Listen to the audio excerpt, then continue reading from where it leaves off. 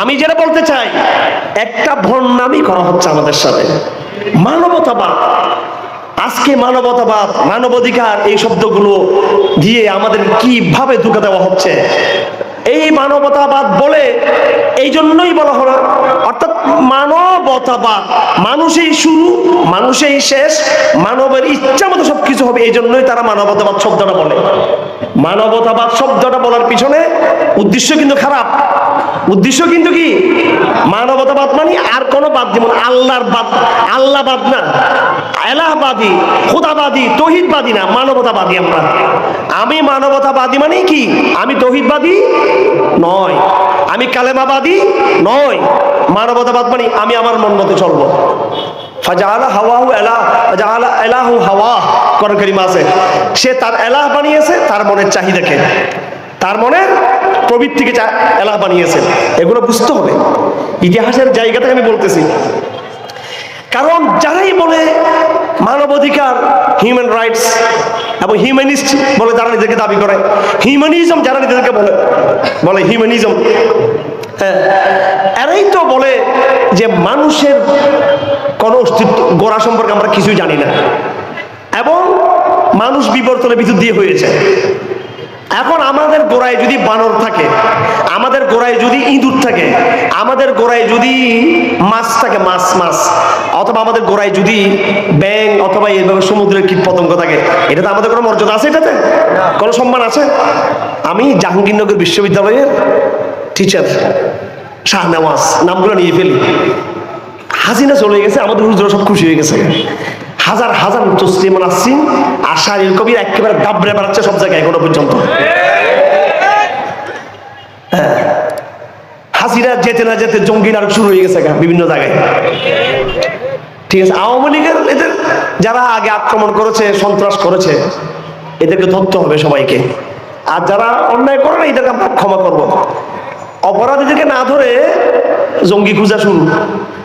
তো এখন এই শাহনেওয়াজ লিখছে আপনার সিলেবাসের বই, ভাই এগুলো সিলেবাসের বই, ইন্টারের সিলেবাস, অনার্সের সিলেবাস, আমাদের বাংলাদেশের অনার্সের সিলেবাস, এই বইগুলো লেখা আছে। এখানে একবার ছবি দেওয়া আছে, মানুষ কোত্থেকে আসছে, ব্যাঙ, মাছ, ইঁদুর, বাদর সব ছবি দিছে এইভাবে, বিবর্তন, পুরো বিবর্তন দেখাচ্ছে। একটা ছেলে বই খুললে মাত্র দেখবে যে মানুষ আদম থেকে আসে নাই, মানুষ আসছে এই ডারউইনের মতবাদ অনুযায়ী। কার মতবাদ অনুযায়ী? ডারউইনের মতবাদ। এগুলো আমাদের সিলেবাসে 1 বছর 2 বছর না, বছরকে বছর আমাদের সিলেবাস আছে এগুলো। আমরা হুজুররা 2003 সালে, সরি 2000, আমরা যখন কারাগারে ছিলাম 22 সালে আমাদের হেফাজত ইসলামের হুজুররা, নেতারা সতর্ক হয়েছে যে বিবর্তনবাদ আছে। এই বিবর্তনবাদ আগে বিশ্ববিদ্যালয়ে, কলেজে ছিল, স্কুলে ছিল না ওইভাবে।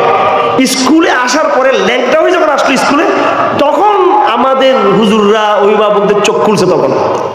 তার মানে আরো বছর পর বছর ধরে, যুগ যুগ ধরে স্কুলে, কলেজে এবং বিশ্ববিদ্যালয় লেভেলে, অনার্স এবং ইন্টার এবং মাস্টার্স লেভেলে নাস্তিক্যবাদকে একদম সিস্টেম করে খাওয়ানো হচ্ছে। এগুলো বই লিখছে মানবের ইতিহাস, মানব জাতির ইতিহাস। এর যে কেউ দোকান খাবে, খুলে দেখতেছে প্রথমে আপনার মানুষের বিকৃত রূপ, এর আগে মানুষ কি ছিল, এর আগে কি ছিল, এর আগে কি ছিল, হইতে হইতে মাছ পর্যন্ত নিয়ে গেছে। প্রথম সিস্টেমে মাছ। যাই হোক আমার ভাইরা, এই কথা শুরু করছিলাম আল্লাহর প্রশংসা নিয়ে। আমরা আলহামদুলিল্লাহ এমন মানব, যেই মানবতার সঠিক মর্যাদাকে আমরা নির্ণয় করতে পেরেছি। আর কাফেররা হলো এমন মানব যারা মানবের মর্যাদাকে কি করতে ঠিক মতো করতে পারে নাই। তো এটা আসলে আল্লাহর প্রশংসার কথা বলতে চলে আসছে এখানে। এই জমানায় আমাদের চ্যালেঞ্জ হবে, আপনাদের আমাদের শুধু মাহফিল করলে হবে না, আমাদের লড়াই, বিরাট লড়াই বাকি রয়ে গেছে। আমাদের অনেক বড় কাজ। বাইতুল মুকাদ্দাস বিজয় করতে হবে, কাশ্মীরকে মুক্ত করতে হবে, বাবরি মসজিদকে আবার তার জায়গায় আমাদেরকে স্বাধীন করে ওই জায়গায় বাবরি মসজিদকে আবার পুনঃস্থাপন করতে হবে। হিন্দুস্তান ইসলামের শাসন ছিল, সেটাকে ফিরিয়ে আনতে হবে এবং আরকানকে মুক্ত করতে হবে। চীনের মুসলমানদেরকে দুর্যোগ থেকে রক্ষা করতে হবে। এই দেশে ইসলামের শরিয়া চালু করতে হবে। সব করতে হবে ভবিষ্যতে। আজকে যেটা করতে হবে সেটা হলো ঘরে ঘরে দ্বীনের দাওয়াত দিতে হবে আগে, সবার আগে।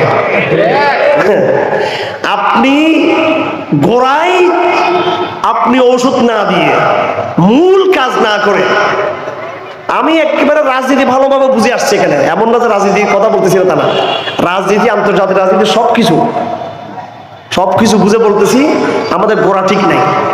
ঘরে ঘরে ঘরে ঘরে যেই প্রজন্ম তৈরি হয়েছে, আধুনিক প্রজন্ম, এরা ডাইরেক্ট খোদাদ্রোহী, ধর্মবিদ্বেষী না, কিন্তু সবাই কিন্তু ইসলাম সম্পর্কে একটা মনের ভিতরে কুতুকাতু সন্দেহ ভাব সবার মধ্যে।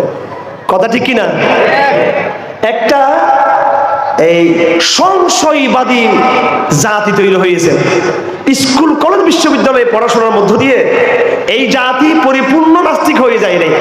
পরিবেশগত কারণে মা বাবার দোয়া আছে, মসজিদ আছে, মাদ্রাসা আছে, জানাজার নামাজ হয়, ঈদের নামাজ হয়, হজ, উমরা, ওয়াজ মাহফিল ইত্যাদি, তবলিগ জামাত ইত্যাদি ইত্যাদি, বই পুস্তক, বিভিন্ন কারণে পুরোপুরি নাস্তিক হয় নাই। কিন্তু তারা পুরোপুরি কিন্তু ইমানদারও কিন্তু না, সংশয়বাদী। কিবাদী? সংশয়বাদী।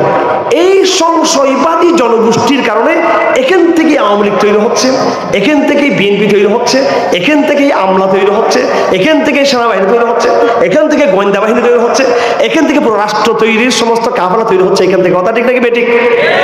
তার গোড়াতেই সমস্যা।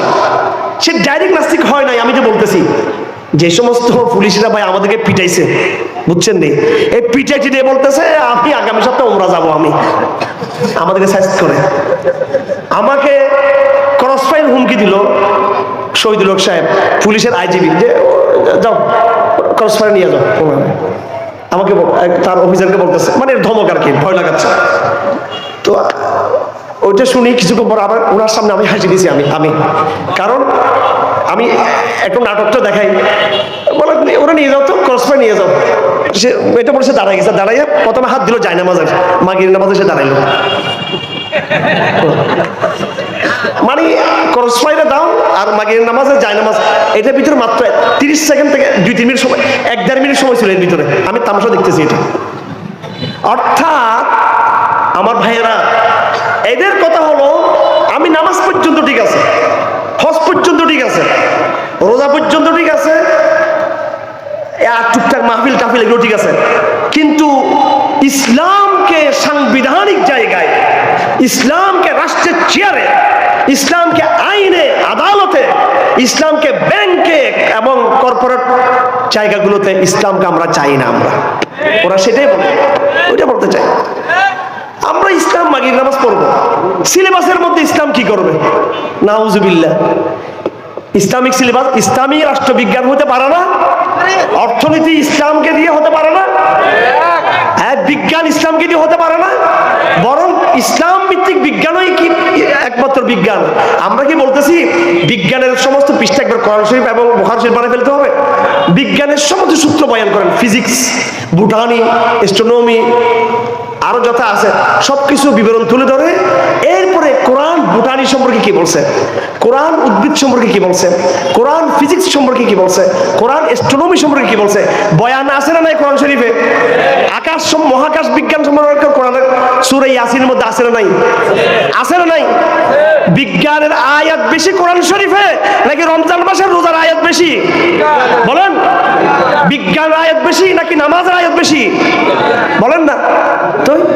বিজ্ঞানের আয়াত বেশি কোরআন শরীফে, শত শত আয়াত বিজ্ঞানের। তো বিজ্ঞান থাকবে, পুরো আলোচনা করে সুন্দরভাবে কোরআনের সাথে সমন্বয় করে একটা কোরআন আয়াতকে দিয়ে সে বিজ্ঞানের সিলেবাসকে সাজানো যায় না? শয়তানের ভণ্ডামি আর বেঈমানি, বিশ্বাসঘাতকতা আল্লাহর সাথে, রাসূলের সাথে। অর্থনীতির কিতাব পড়াই তারপর কি বলা যায় না যে কোরআন অর্থনীতিকে এইভাবে নিয়ে আসছে? কত আয়াত অর্থনীতির আয়াত আছে কোরআন শরীফের মধ্যে, এবং এগুলো তো লেখা আছে, বইগুলো দামি দামি বই পুস্তক লেখা আছে। মুনাজার আহসান গিলানি, সৈয়দ আপনার আমাদের ভারতবর্ষের সৈয়দ সুলাইমান নদভী, আল্লামা শেখ তাকি উসমানী, হিফজুর রহমান সিহারবি, কত জনে কত বই লেখছে অর্থনীতির উপরে, ইতিহাসের উপরে, রাষ্ট্রবিজ্ঞানের উপরে, সায়েন্সের উপরে, কত বই। এই যে যারা আমাদেরকে আপনার মোল্লা মনে করেন, আমাদেরকে তো মানুষের কাঠমোল্লা মনে করে, হুজুর, এই হুজুররা বই লেখছে বিজ্ঞানের উপরে। ওই হুজুরের নাম কি? কারি তৈয়ব সাহেব রহমতুল্লাহ আলাইহি, দেবন্দের মোহতামেম, দেবন্দের মোহতামেম। কি লেখছে বই? বিজ্ঞানের উপরে, ইসলাম আর সায়েন্স, সায়েন্স আর ইসলাম। এমন এক বই লিখছেন পৃথিবীর ইতিহাসে কেউ এরকম বই লিখতে পারে নাই। কারি তৈয়ব সাহেব রহমতুল্লাহ আলাইহি মহা দার্শনিক ছিলেন। এইভাবে আশরাফ আলী থানভী আল ইনতিবাহাতুল মুফিদা ফি হাল্লিল ইস্তিবাহাতিল জাদিদা, এমন এক দার্শনিক বই লিখেছেন যে কোন নাস্তিক ওনার এই বইটা পড়লে সাথে সাথে সে একদম ইউটার্ন দিয়ে ইসলামের দিকে সে চলে আসতে বাধ্য হবে সে। হ্যাঁ, এইরকম আমাদের আকাবেররাই লিখে গেছে। আগের কথা বাদ দিলাম, ঢাকা বিশ্ববিদ্যালয়ের একেবারে চরিত্র পাল্লা দিতে পারবো আমরা, এমন এমন দামি দামি সিলেবাসের বই আছে। আমরা বলছি না যে বিজ্ঞান বাদ দেওয়ার জন্য, অ্যাবসলিউট যেটা একেবারে অ্যাপ্লাইড বিজ্ঞান অবশ্যই থাকবে। ইতিহাস কেন বাদ দিতে বলবো? আমার দুঃখ হলো সব আছে এই আমাদের রাষ্ট্রীয় সিলেবাসে, আমাদের দেশের সিলেবাসে, কিন্তু ইসলাম নাই, কোরআন নাই, সিরত নাই, ইসলামের ইতিহাস নাই। কথা ঠিক না বেঠিক? সব আছে কিন্তু ইসলাম নাই। আমার ভাইয়েরা, আমরা বলতে চাচ্ছিলাম এটাই যে আমরা আল্লাহ প্রশংসা করেছি, আল্লাহর একত্ববাদের প্রশংসা করেছি, আল্লাহর রুবুবিয়তের, আল্লাহর খালাকিয়তের, আল্লাহর সৃষ্টিতাত্ত্বিক গুণাবলী, আল্লাহর সার্বভৌমত্বের প্রশংসা আমরা করি। আল্লাহর কাছে আমরা দাসত্বের দাসখত দিয়েছি, আল্লাহর কাছে আমরা আত্মসমর্পণ করেছি, আল্লাহকে বুঝে শুনে আমরা মেনে নিয়েছি। হ্যাঁ, কিন্তু কথায় কথায় আমরা মানবতাবাদী বলি না। মানবতাবাদ যারা বলে তারা কিন্তু স্বয়ং মানবতার মর্যাদাকে তারা রাখে নাই। আমি এটাই বলতে চাচ্ছিলাম। এক একটা শব্দ ফাঁদ তৈরি করা হয়েছে। গণতন্ত্র একটা শব্দ ফাঁদ, গণতন্ত্র, সেখানে গণতন্ত্রের মধ্যে গণ নাই, কি নাই? গণতন্ত্রের মধ্যে কি নাই? মানুষ আসেনি গণতন্ত্রে, শ্রমিক আছে, বলছি না সেটা আছে, কিছু এলিট, শুধু বড় লোক। তো যদি বড় লোক হলে এটা বড়তন্ত্র দেওয়ার দরকার ছিল, এটা তো গণতন্ত্র দেওয়ার ছিল না। এইবার মানবতা, মানবতার মধ্যে কি নাই? মানব নাই। মানবতার মধ্যে মানব নাই, শব্দ মানবতা, মানব আছে কিন্তু কোথায়? ইসলামে। এইভাবে গণতন্ত্র, গণতন্ত্র ইসলামের খলিফারা যারা ছিল 1200 বছর এই পৃথিবীকে শাসন করছে ইসলাম। কয়শো বছর? 1250 বছর, প্রায় 1300 বছর, প্রায় 1300 বছর এক নাগাড়ে।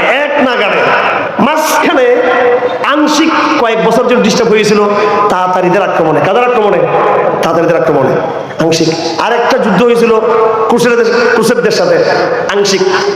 কিন্তু এটা অল্প সময়, কিন্তু ইতিহাসের এত লম্বা সময় ধরে রাষ্ট্রীয় ক্ষমতায় ইসলাম ছাড়া মানব জাতির ইতিহাসে কোনো ধর্ম টিকতে পারে নাই, কোনো মতবাদ টিকতে পারে নাই। মোহাম্মদ আসাদ উনি ইতিহাসের বই লিখেছেন যে পৃথিবীতে ইসলাম ছাড়া অন্যান্য রোমান সাম্রাজ্য, সাম্রাজ্য সর্বোচ্চ 150-200 বছর টিকতে পারছে। কয়শো বছর? 150-200, 400 বছর, 500 বছর, 300 বছর শাসন করতে পারে নাই। ইসলাম খেলাফতের আশাদার, তারপরে বনু উমাইয়া, তারপরে বনু আব্বাসী, তারপরে উসমানী সাম্রাজ্য। এত লম্বা সময় ধরে পৃথিবীর বুকে ইসলামের পক্ষে হারাম আছে টিকে থাকার জন্য। এখন আপনি প্রশ্ন করবেন, তাহলে এখন এই অবস্থা কেন? এই অবস্থা এটাই বলতেছিলাম, আমাদের সংকট অনেক, এখন আমরা লাঞ্ছিত, অপদস্থ, একেবারে আমরা নিষ্পেষিত একটা জাতি। এখন আমরা কি কারণে? আমেরিকার কারণে, ভারতের কারণে, চাইনার কারণে, বাতিলদের কারণে নয়, আমাদের নিজেদের কারণে। কিভাবে? এই যে বলছি না, প্রত্যেকটা মুসলিম দেশে, মিশরে বলেন, আলজেরিয়াতে বলেন, তিউনিসিতে বলেন, পাকিস্তানে বলেন, ইন্দোনেশিয়াতে বলেন, মালয়েশিয়াতে বলেন, বাংলাদেশে বলেন, এমন এক সিলেবাস তারা পাঠ করে, এমন এক শিক্ষিত প্রজন্ম তৈরি হয়েছে, এরা ডাইরেক্ট নাস্তিক না, কিন্তু মনে মনে সবাই ইসলাম সম্পর্কে কনফিউজড, অ্যাগনস্টিক, সংশয়বাদী। সুতরাং আমার ভাইয়েরা, আমাদের গোড়ায় কাজ করতে হবে, গোড়ায় কাজ করতে হবে। আমাদেরকে এই যে উম্মাহ, আমাদের জাতি ইসলাম সম্পর্কে যে মূর্খতায় ডুবে গেছে, শিক্ষিত মানুষ আসেন, নিয়ে যায় বড় অফিসার, সেনাবাহিনীর অফিসার, পুলিশের অফিসার, ডিসি, এসপি, বড় বড় বুদ্ধিজীবী, বড় বড় জ্ঞানী, বড় বড় সাহিত্যিক। আমি তো সবার সাথে কথা বলি, একেবারে ছোটবেলা থেকে আমার বাবার মাধ্যমে সবার সাথে আমরা এটা মানে একেবারে জন্ম থেকে দেখছি। এই সমস্ত লোকদেরকে আমরা জন্ম থেকে দেখছি, ডিসি, এসপি, পুলিশের অফিসার, আর্মির অফিসার, সাহিত্যিক, বুদ্ধিজীবী, জ্ঞানী, ডক্টর, ছোটবেলা থেকে আমরা দেখে আসতেছি এবং এখনো যোগাযোগগুলো আছে। সমস্যা কোথায়? ইসলাম সম্পর্কে পড়াশোনা নেই, ইসলাম সম্পর্কে অজ্ঞ, কোন মৌলিক বই তার পড়া নাই। ইতিহাসের যদি জিজ্ঞেস করেন আপনি কি সিরতে কোনো বই পড়ছেন, সে পড়ে নাই। আর এই শিক্ষিত সমাজের মধ্যে একটা অংশ আছে আলহামদুলিল্লাহ, এরা আবার হুজুরদের চেয়ে বড় ইমানদার। হ্যাঁ, শিক্ষিতদের মধ্যে অনেক আছে আলহামদুলিল্লাহ, এরকম ডক্টরদের মধ্যে আছে, আর্মি অফিসারদের মধ্যে আমি দেখছি, এবং কিছু কিছু আমলাদের মধ্যে আছে, প্রচুর ইসলাম নিয়ে পড়াশোনা করে। যারা ইসলাম সম্পর্কে পড়াশোনা করেছে তারা কিন্তু আর এই আধুনিক ব্যবস্থার উপর তাদের বিশ্বাস হারিয়ে ফেলছে। তারা অনেক ডক্টরের নাম বলতে পারবো আমি, আমার সাথে এখনো তারা ক্লোজ। তারা সেজন্য সবাইকে বলবো, আধুনিক প্রজন্মের কলেজ বিশ্ববিদ্যালয়ের ছাত্রদেরকে বলবো, ছাত্রীদেরকে বলবো, ছেলেদেরকে এবং মেয়েদেরকে বলবো, এবং টিচারদেরকে বলবো, অফিসারদেরকে বলবো, সবাইকে বলবো, আপনারা সবাই গণহারে নাম দিয়েছেন সিরত রসুল, রসুলের জীবনী পড়া শুরু করেন, কোরআনের তাফসীর পড়া শুরু করেন। সব রকমের তাফসীর আছে কোরআনের। মারুফুল কোরআন পড়বেন, সেখানে আপনি মাসলা মাসাইল জানবেন, ইতিহাস জানবেন, এবং বিভিন্ন জায়গায় আপনি বৈজ্ঞানিক বিশ্লেষণ সেখানে পাবেন। ফিজিয়াল কোরআন পড়বেন, সৈয়দ কুতুবের কোরআনের বিপ্লবাত্মক বয়ান এখানে পাবেন। আমিন আহসান ইসলাহির তাদাব্বুরে কোরআন পড়বেন, সেখানে আপনি কোরআনের দার্শনিকতা সেখানে পাবেন। এইভাবে তাফসীর মাযহারি, এটা বাংলা তো হয় নাই মনে হয় এখন সম্ভবত, এক এক তাফসীর এক ফ্লেভার পাবেন। আরেকটা তাফসীর আছে, তাফসীর আব্দুল মাজিদ দারিয়াবাদি, ইংলিশে তাফসীর আব্দুল মাজিদ দারিয়াবাদি, ইংলিশ তাফসীর, তাফসীর কোরআন আব্দুল মাজিদ দারিয়াবাদি দিলেই সার্চ করলে সেটা বের হয়ে যাবে। এই 4 খণ্ডে ইংরেজি তাফসীর সম্পূর্ণ বিজ্ঞানের ভাষায় লেখা কিতাব। যেই পড়বে কোন নাস্তিক আর নাস্তিক থাকতে পারবে না 4 খণ্ডের তাফসীরটা পড়লেন। এগুলো ঢাকার সিলেবাস হবে না, এগুলো ঢাকা বিশ্ববিদ্যালয়ের সিলেবাস হবে না। হবে কি রবীন্দ্রনাথ, মধুসূদন, গৌতম, তারপরে এই যে বঙ্কিম, এগুলো হবে। এগুলো হবে না। আফসোসের বিষয়, জানা না কোত্থেকে করবে। এরা সিলেবাস তৈরি করার জন্য আমেরিকাতে যায়, সিলেবাস তৈরি করার জন্য ব্রিটেনে যায়, ফ্রান্সে যায়, সিলেবাস তৈরি করার জন্য ভারতবর্ষ সফর করা উচিত তাদের। কত বড় বড় দার্শনিকদের জন্ম হয়েছে এখানে। হ্যাঁ, এদিকে তারা যাবে না। আমার ভাইয়েরা, বলতে চাচ্ছিলাম না, আসলে এক কথা চলে গেলাম বহু দূরে। সুতরাং আমরা আল্লাহ সুবহানাহু ওয়া তাআলার প্রশংসা আমরা করব। হ্যাঁ, আমরা আল্লাহ আমাদেরকে মানব হিসেবে সৃষ্টি করেছেন এবং মানবের মর্যাদাটা কিন্তু আমরা ঠিকঠাক কিন্তু আমরা বুঝতে পেরেছি। অন্যরা শব্দটা বলে কিন্তু তারা সেটার সাথে ভণ্ডামি করে। ইসলামে কোনো ভণ্ডামির কোনো জায়গা নাই। আমার ভাইয়েরা, আলোচনা দীর্ঘায়িত করবো না। গতকালকে আপনারা সকলে জানেন আমাদের মুসলিম বিশ্বের জন্য খুবই মর্মবেদনাদায়ক, আমাদের জন্য সুখ সংবাদ ছিল। হামাসের ফিল্ড কমান্ডার যিনি ছিলেন গাজাতে, এবং যিনি বিগত 1 বছর ধরে ইসরায়েলকে নাকুনি চিবুনি খাওয়াচ্ছিলেন, তিনি ইয়াহইয়া আস-সিনওয়ার, তিনি শাহাদাত বরণ করেছেন। আল্লাহ পাক তার শাহাদাতকে কবুল করুন। আল্লাহ পাক তার শাহাদাতের উসিলায় ইসরায়েলকে আল্লাহ পাক খতম করে দিন, ধ্বংস করে দিন। আল্লাহ পাক এই সিনওয়ারের রক্তের ভিতর দিয়ে নতুন এক স্ফুলিঙ্গ যেন ফিলিস্তিনে আল্লাহ পাক তৈরি করে দেন। যে আগুন স্ফুলিঙ্গ পুরো আমেরিকা ইসরায়েলের যে আতাত এবং তাদের যুগসূত্রের যে সাম্রাজ্য, সেটাকে যেন সারখার করে ধ্বংস করে দেয়।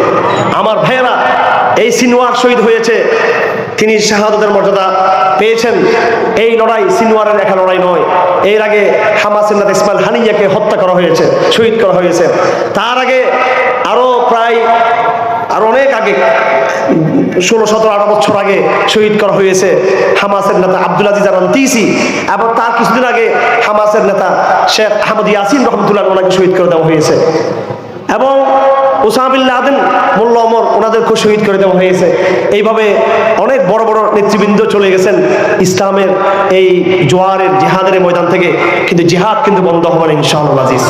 আল জিহাদ মাজিন ইলা ইয়াউমিল কিয়ামা মুসবাসানি আল্লাহ লা ইবতিলহু জাওর জাইর ওয়াল আদলু আদিল।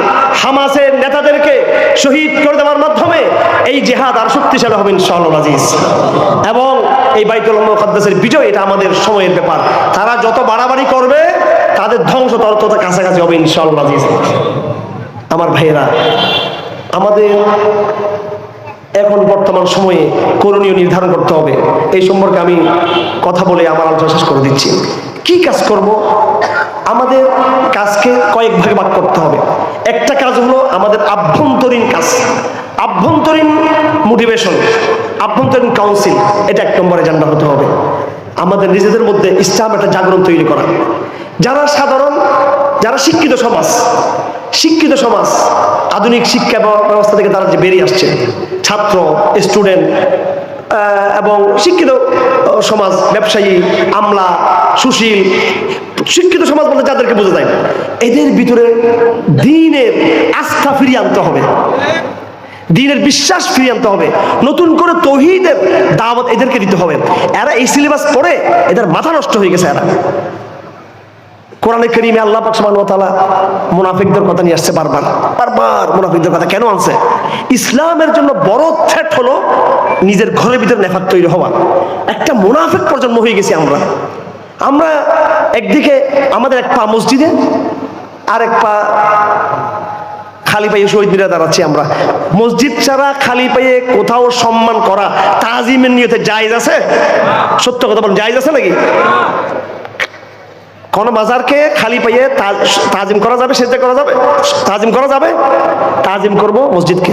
ওয়া ইউআযিম হুরমাতিল্লাহ ফাইন্না মিন তাকওয়াল কুলুব। সম্মান মসজিদকে করব, সম্মান বাইতুল্লাহকে করব, সম্মান মদিনা শরীফকে করব, নাকি সম্মান মাজারকে করব?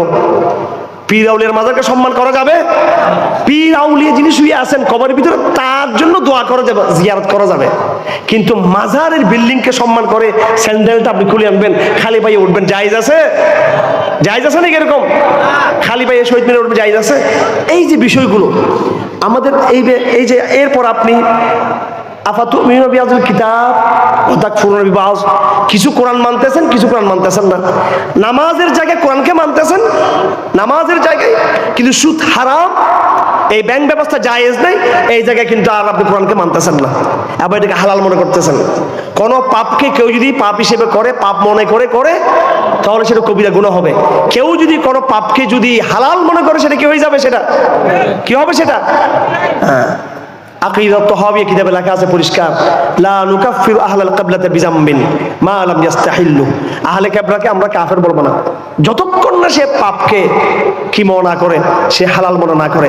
আমার ভাইয়েরা, বর্তমান আধুনিক রাষ্ট্র সমাজে, রাষ্ট্র ব্যবস্থায়, আধুনিক শিক্ষা ব্যবস্থায়, আধুনিক অর্থ ব্যবস্থায় এরা এগুলোকে পাপ মনে করে নাকি আইন মনে করতেছে? এগুলোকে হ্যাঁ আইন, বরং ইসলামের মানদণ্ড চলাকে বেআইনি মনে করতেছে।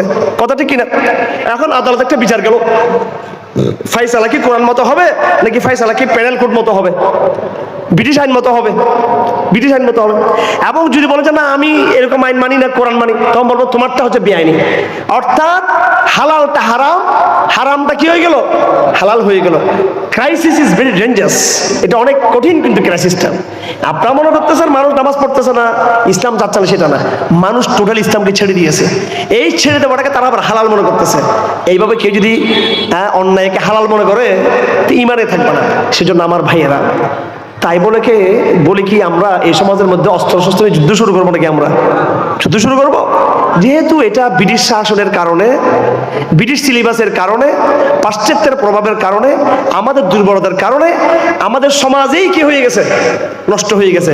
সেজন্য আমাদের সমাজে ওইভাবে দাওয়াত দিতে হবে যেইভাবে রাসূলুল্লাহ সাল্লাল্লাহু আলাইহি ওয়াসাল্লাম আইয়ামে জাহেলিয়াতের মধ্যে শিরিক থেকে ঈমানের দিকে ফেরার জন্য দাওয়াত দিয়েছেন। আপনি বলবেন এটা তো তারা মুশরিক ছিল, ডাইরেক্ট মুশরিক ছিল, এই জন্য রাসূল তাদেরকে তাওহীদের দাওয়াত দিয়েছেন। হাদিসের মধ্যে আছে, লা তাদউ বিদাওয়াল জাহেলিয়া ফামান দা বিদাওয়াল জাহেলিয়া ফাইন্নাহু মিন জুসা জাহান্নাম।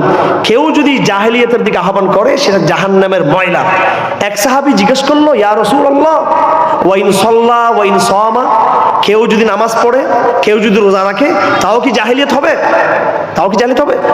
রাসূলুল্লাহ বলেন, ওয়া ইন সাল্লা ওয়া ইন সামা, নামাজ পড়লেও রোজা রাখলেও একজন মুসলমানের জীবন জাহেলিয়াতের জীবন হতে পারে। রাসূলুল্লাহ বলেন আবগাযুন নাস ইলাল্লাহি সালাসা, তিন প্রকার ব্যক্তিকে আল্লাহ পাক সবচেয়ে বেশি ঘৃণা করেন। এক নম্বর হলো হারাম শরীফে যে কুফরি করবে।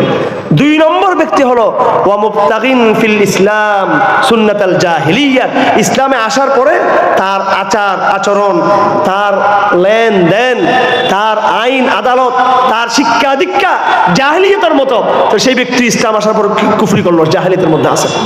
রাসূলুল্লাহ বলেন আর হাদিসের মধ্যে লা তারকাবুন্না সানানা মান কানা ক্বাবলাকুম শিবরান বিশিবরিন ওয়া যিরাআন বিযিরাইন, এমন একটা সময় আসবে যখন হে আমার উম্মত তোমরা তোমাদের আগেকার বনি ইসরাইলকে, খ্রিস্টানদেরকে, কাফেরদেরকে প্রতি বিঘায় বিঘায়, প্রতি গজ গজ তোমরা তাদেরকে অনুসরণ করবা। হাত্তা লাউ দাখালু জুহরা দুব্বিন, তারা যদি কোনো সাপের গর্তে ঢুকে পড়ে, টিকটিকির গর্তে, গুই সাপের গর্তে ঢুকে পড়ে, লা দাখালতুম ফি, তোমরাও সেখানে তাদের মতো ওই গর্তে ঢুকে পড়বা। রাসূলের ভবিষ্যৎবাণী। আজ আমরা মুসলমান জাহেলিয়ত মার্কা মুসলমান, আজ আমরা মুসলমান শিরিক মার্কা মুসলমান, আজ আমরা মুসলমান নেফাক মার্কা মুসলমান, আজ আমরা মুসলমান সংশয়বাদী মুসলমান। আল্লাহ পাক বলেন ইন্নামাল মুমিনুন, মুমিন হচ্ছে কারা? ওরা আল্লাযীনা আমানু সুম্মা লাম ইয়ারতাবু, এরপর তারা আর কোনো সন্দেহ করে নাই, এমন ঈমান আনবো যে ঈমানে সংশয় নাই। বলেন ভাইয়েরা, আমাদের বিচারকদের ইসলাম সম্পর্কে সংশয় আছে না নাই? আমাদের স্কুল কলেজ বিশ্ববিদ্যালয়ের টিচারদের বেশিরভাগ ইসলাম সম্পর্কে বিভিন্ন সংশয় আছে না নাই? আমাদের সাংবাদিকদের, সুশীলদের ইসলাম সম্পর্কে সংশয় আছে না নাই? আমাদের মিলিটারি এবং পুলিশ অফিসারদের ইসলাম সম্পর্কে বিভিন্ন সংশয় আছে না নাই? বিভিন্ন সংশয় তাদের অন্তর আছে। এই সংশয়টাকে দূর করতে হবে, দাওয়াতের জাগরণ তৈরি করতে হবে। আমার ভাইয়েরা হিম্মত করুন, স্বাধীনভাবে কাজ করুন। এখন ফেসিজম নাই, আগে তো কোথাও গেলেই জঙ্গিবাদ, মিটিং করলো জঙ্গিবাদ, ঠিক আছে? এতেকাফ থাকলো জঙ্গিবাদ, এতেকাফ থেকে ধরে নিয়ে গেছে চট্টগ্রামের এতেকাফ থেকে, বলে এটা জঙ্গি এতেকাফ। গত 17 সালে আমি কারাগার এসে দেখি, বলে এদেরকে ইয়ে করছে, এরা সব বেরিয়ে গেছে, এতেকাফ ভেঙে গেছে। কেন? বলে এটা গোয়েন্দা সংস্থা বলছে জঙ্গি এতেকাফ, এতেকাফ জঙ্গি। তো আমার ভাইয়েরা, আপনারা বিশেষ করে যারা আধুনিক প্রজন্মের ভাইরা আছেন, এটা তো তরুণ প্রজন্মের, আমি কথা শেষ করে দিচ্ছি, আপনারা আল্লাহর ওয়াস্তে এই সময়টাতে আপনাদের কাজ কি? আমাদের ইসলাম মন্দিরের মধ্যে অনেকেই রাজনীতির স্বপ্ন দেখতেছেন, ঠিক আছে, সেটা ওনারা ওনাদের ইজতিহাদ ওনারা দেখতেছেন, ওনাদের মতো ওনারা করতেছেন। মূল কাজ কিন্তু ইলেকশন না। আমি ইলেকশন করে আর আদৌ ইলেকশন কোন সময় হবে, ঠিক আছে ভাই? ইলেকশন কোন সময় হবে, ঠিক আছে? আমি ইলেকশন করে একেবারে 50টা সিট পাইলাম, 50টা মৌলবী সাহেব ঢুকছে সংসদে, 100 ঢুকছে। এই নাস্তিক সিলেবাস কি পরিবর্তন হয়ে যাবে? নাস্তিক মিডিয়া কি পরিবর্তন হয়ে যাবে? এই জন্য ভাই, আগে দাওয়াত, আগে সমাজ বিপ্লব, আগে সাংস্কৃতিক বিপ্লব, আগে সামাজিক বিপ্লব।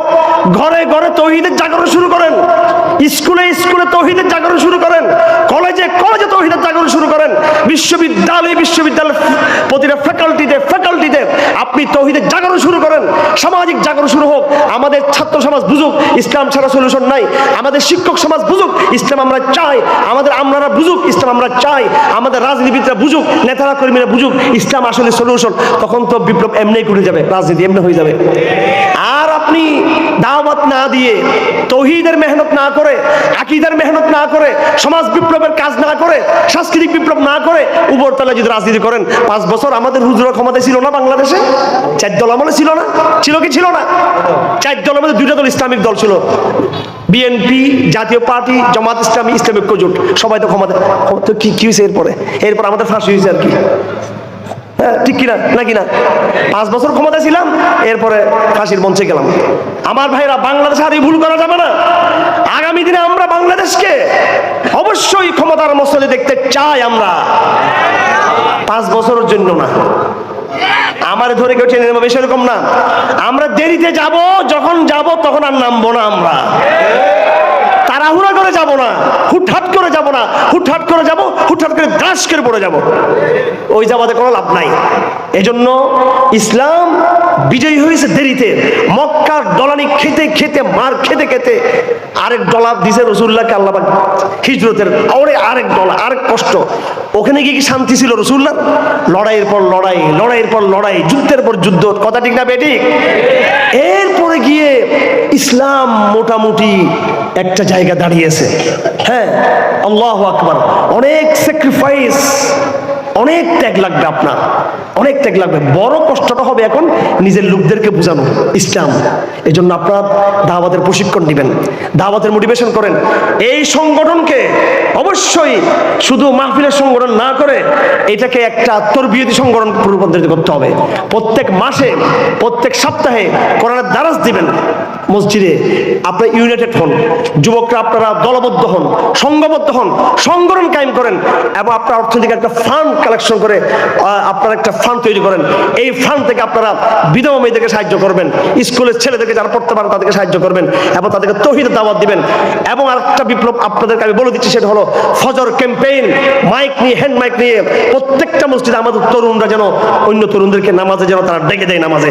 যখন মসজিদগুলোকে আবাদ করতে পারবেন, ফজরের সলাতে যখন হাজার হাজার তরুণ মসজিদমুখী হয়ে যাবে, অটোমেটিক আপনি এই তরুণ সমাজ দিয়ে আগামী দিনে মসজিদ যখন আবাদ হবে, এই রাষ্ট্রকে আপনি আবাদ করতে পারবেন তাদেরকে দিয়ে। কিন্তু এই ঘুমন্ত জনগণ দিয়ে ফেসবুকে ইসলাম কায়েম করে বলতেছে রাত 2টা পর্যন্ত। ফেসবুকে ছবিও দেখতেছে, আবার ইসলামও কায়েম করতেছে, আবার ইসলামের দরদ, জেহাদের ভালোবাসা। ওরে বাপরে বাপ, ভিডিও দেখে এখনই ফিলিস্তিন চলে যাবে, লাইক শেয়ার মারতেছে একবারে, জেহাদি লাইক, জেহাদি শেয়ার, ফজর কম্বলের তলে। এইরকম ভণ্ডামি দিয়ে ইসলাম কায়েম হবে না। এইসব আমি ছেড়ে দিতে বলতেছি তরুণদেরকে। এখন আমাদের কাজ হবে সংশয়বাদীদেরকে ঈমানের দিকে নিয়ে আসা। আর যারা প্র্যাকটিসিং মুসলিম, যারা সংশয়বাদী না, ইসলামকে ভালোবাসে কিন্তু এগুলো কম্বলের তলে থাকে, কম্বল থেকে বের করে মসজিদে টেনে নিয়ে আসে এদেরকে। এইভাবে একটি জাগরণ তৈরি করেন, আপনারা জাগরণ তৈরি করেন, তখন দেখেন কাজ হবে ইনশাআল্লাহ আজিজ। এইটা সুযোগ, দাওয়াতের সুযোগ। আল্লাহ পাক সুযোগ বারবার দিবে না, এই বাঙালি সমাজকে সুযোগ বারবার দিবে না। 4 দল আমল আল্লাহ পাক সুযোগ দিয়েছিল দাওয়াতের কাজ করার, আমরা করছি রাজনীতি আর করছি নিজেরা যা মারামারি। আপনি দেখেন না ইসলামী দলগুলো কি মারামারি শুরু করো আগামীতে নির্বাচনের সিট নিয়ে। এই বলবো আমি এখানে চাই, ও বলবো এখানে চাই, লাগবে তারপর মারামারি। আমি এই সমস্ত এগুলোতে নাই। আপনারা থাকলে থাকেন কে ভাই, আপনারা থাকলে আমি আপনাদের সাথে নাই। আমার কথা হলো মসজিদ আবাদ করতে হবে ফজরের সময়। আমার কথা হলো কোন স্কুলকে এখানে তৌহিদের বয়ান ছাড়া চাবে, প্রত্যেকটা স্কুল আমরা মেহনত করবো। হ্যাঁ, এই কালেমার পট্টি স্কুলের ছেলেদের মাথায় থাকতে হবে। হ্যাঁ, এই তৌহিদের বয়ান স্কুলের ছেলেদেরকে ইয়ে করতে হবে। স্কুলে সিলেবাস আছে, আমরা সরকারের সাথে আলাপ করতেছি, খুব জোরে সোরে আলাপ চলতেছে। আগামী সোমবার বড় একটা মিটিং আছে আমাদের, মানে আপনার সুশীলদের নিয়ে আমরা একটু বসতেছি, দোয়া করবেন আপনারা। চেষ্টা করতেছি আমরা আমাদের মতো। একদিনে সব ঠিক হবে না, এটা একদিনে ঠিক হবে না। এখানে ভারতে এক নষ্ট করা করছে আমাদের সিলেবাস, হাসিনা আবার মুজিববাদ যুগে এক নষ্ট করা করছে, মানে যে যেদিকে পাইছে সিলেবাসটাকে নষ্ট করছে। আর ভাই বিএনপি জামাতের আমলে, আমাদের ইসলামী ঐক্যজোড় আমলেও কি সিলেবাস থেকে ইসলামী সিলেবাস ছিল? এটা গোড়ার থেকেই সমস্যা, পাকিস্তান আমল থেকে সমস্যা ছিল। একদিনে পরিবর্তন হবে না, কিন্তু পরিবর্তনের সূচনা করতে হবে। একদিনে পরিবর্তন হবে না এটা বুঝি, পরিবর্তন সূচনা করতে হবে। এই জন্য আমরা রাজনীতি চিন্তা না করে আমরা সিলেবাসকে ঠিক করার চিন্তা করি, রাজনীতি চিন্তা না করে মসজিদকে আবাদ করার চিন্তা করি। ঠিক আছে, যতদিন সিলেবাসটা পূর্ণাঙ্গ তৈরি হবে না স্কুল কলেজে, ততদিন আমরা কি করব, অল্টারনেটিভ সিলেবাস ছেলেদেরকে আমরা আউট টাইমে পড়াবো আমরা ইনশাআল্লাহ। ঠিক আছে, ইসলামিক রাষ্ট্রবিজ্ঞানের বই আছে, এগুলো পড়াবো। তাদেরকে বলবো ধরো সৈয়দ কুতুবের বইটা পড়ো, মোনাজার হোসেন গিলানির বইটা পড়ো, আশরাফ আলী থানভীর এই বইটা পড়ো, মোহাম্মদ কুতুবের এই বইটা পড়ো, মোহাম্মদ আসাদের এই বইটা পড়ো। হাজার হাজার বই স্কুলে কলেজে ছড়িয়ে দেবেন ইনশাআল্লাহ আজিজ। আরে রসুলের সিরতের কিতাব আর রহিকুল মাকতুম, সিরাত খাতুমুল আম্বিয়া, র্যান্ডপসের সিরা, এগুলো আপনি ব্যাপকভাবে স্কুলে কলেজে ছাত্রদের হাতে উঠিয়ে দেন, এগুলা মেয়েদের হাতে, ছেলেদের হাতে। সিরত পড়লে সিরতের আলোতে এমনিই তার মনটা গলে যাবে ইনশাআল্লাহ আজিজ। তাফসীরের কিতাবগুলো প্রচার করেন আপনি। সুতরাং আমার ভাইয়েরা, আমাদের আর বসে থাকার সময় নাই। আমরা যদি এখন দামে দারমে সুখনে জান, আমরা যদি সর্বাত্মকভাবে আমরা যদি দাওয়াতের ময়দানে যদি আমরা ঝাঁপিয়ে পড়ি এখন ইনশাআল্লাহ, আগামী দিনে এমন একটা প্রজন্ম তৈরি হবে যেই প্রজন্ম ইনশাআল্লাহ জিহাদের প্রস্তুতি নেবে। আপনি যখন কঠিন দাওয়াত দিবেন, এই দাওয়াতের ভিতর দিয়ে কিন্তু মুজাহিদ তৈরি হয়ে আসবে। আপনি কি করবেন, সিলেবাসটা তৈরি করবেন। আপনি কি তৈরি করবেন, কি করবেন, তৌহিদের বীজ বপন করে যাবেন। আপনি কি করবেন, মসজিদকে আবাদ করে যাবেন। আপনি কি করবেন, স্কুল কলেজ বিশ্ববিদ্যালয়কে ঈমানের চেতনা দিয়ে আবাদ করবেন। এরপরে আপনি হয়তো চলে যাবেন দুনিয়া থেকে। এরপর যে প্রজন্ম তৈরি হবে, সেই প্রজন্ম পুরা ভারতবর্ষের চাবি বলবে মোদিকে, মোদির উত্তরসূরি যে চাবি আবার দিয়ে দেয় আমাদেরকে, ভারতবর্ষ আমাদের, চীন ও আরব হামারা, হিন্দুস্তান হামারা। কথা ঠিক নাকি বেঠিক? আপনি যদি আমাদের মেহনত না করেন, জিহাদ কোনোদিন হবে না, কোনোদিন হবে না। বাইতুল মুকাদ্দাস দূরের কথা, ভারত পর্যন্ত পৌঁছা দূরের কথা, বাংলাদেশের রাজনীতির আপনার চেয়ার আপনি বসতে পারবেন না যদি দাওয়াতের কাজ না করেন। সেজন্য আজকে প্রত্যেককে দাওয়াতের যোদ্ধা পরিণত হবে, দাওয়াতের কর্মীতে পরিণত হতে হবে। আপনাদের সবাইকে আমরা আলহামদুলিল্লাহ প্ল্যাটফর্ম তৈরি করেছি, আমাদেরকে ফলো করেন, পরামর্শ দিব, বুদ্ধি দিব ইনশাআল্লাহ আজিজ। আল্লাহ পাক সুবহানাহু ওয়া তাআলা আমাদের সকলকে তৌফিক দান করুন। ওয়া আখিরু দাওয়ানা আলহামদুলিল্লাহি রাব্বিল আলামিন ওয়া সাল্লাল্লাহু তাআলা আলা খাইরি খালকি মুহাম্মদ ওয়া আলিহি ওয়া সাহবিহি আজমাইন। আসসালামু আলাইকুম ওয়া রাহমাতুল্লাহি তাআলা ওয়া বারাকাতুহু।